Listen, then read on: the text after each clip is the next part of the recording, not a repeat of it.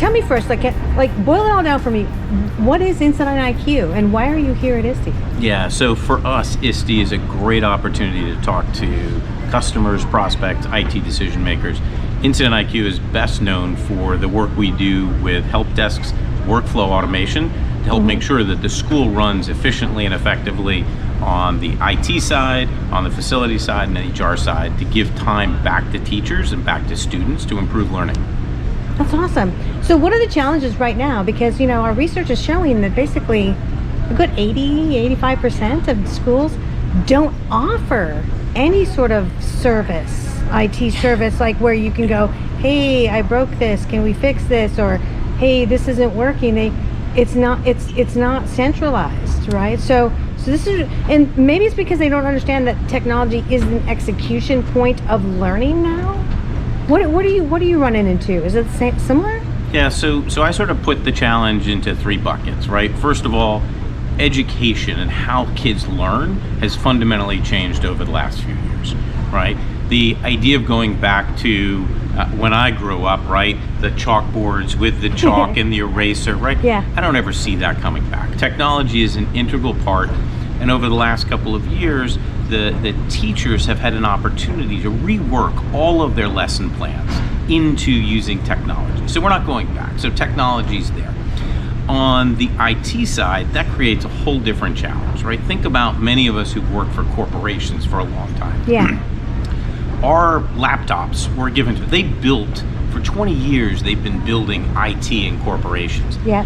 That hasn't existed in The K-12. bulk of education. I know. They just all landed in there during COVID. They landed in there in COVID, and all of a sudden they have to go from zero to experts on really and critical they can't. things. No one can. No one can. So tell me more about how you're really helping with those schools and districts, and then we can come back to that other question that you'll remember I left off on. Yeah, so part of it is this huge changing role for IT in K-12, right? Where over the last number of years, they've had to go from not really having a ton of technology in the school to technology everywhere, in every classroom, in every student's hands. And it's created this really significant shift for IT leaders, right? To have to think through policy, to have to think through the implementation of that, to have to think through technology. And that's where Incident IQ comes along, right? Yeah. We've spent the last 7 years building a platform to really help develop and manage IT workflows within the school. We're purpose-built for K-12. So we understand those issues of, hey, device stewardship is really important.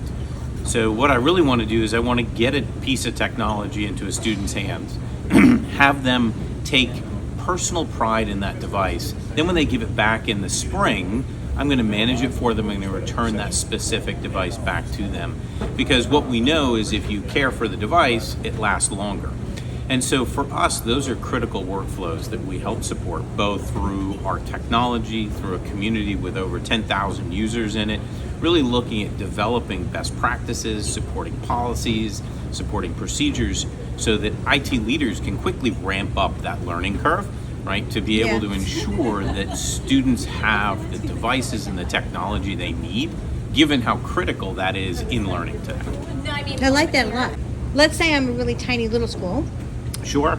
And when you say IT resources and people having their IT resources, I'm going to be honest with you. A lot of times, this is the former science teacher who's been pulled in to part-time also manage all this other stuff because it's a tiny little school. And the superintendent also is driving the school bus. Sure. I'm just saying.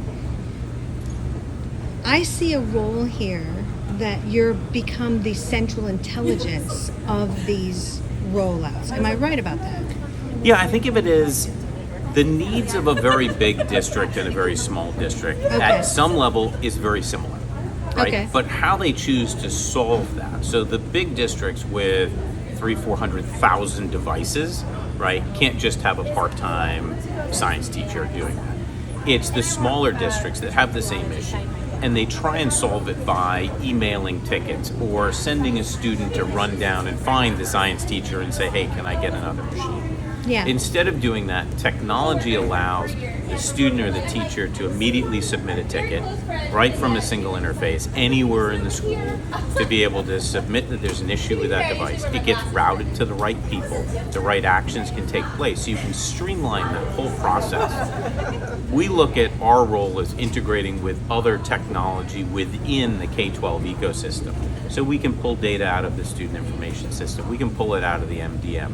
If they've chosen to use lockers, right, we can actually send a code to automatically trigger the locker to make that You mean for available picking them. up a new device? Picking up a new device. So you could, in theory, even a small district, right, automate the entire process. Okay. So that that part-time science teacher is not having to manually go get it, right? They can do that work on their time and have spare pools available in the media center as an example. So we can quickly get that student back up and running, and they're using the technology and getting back to the classroom.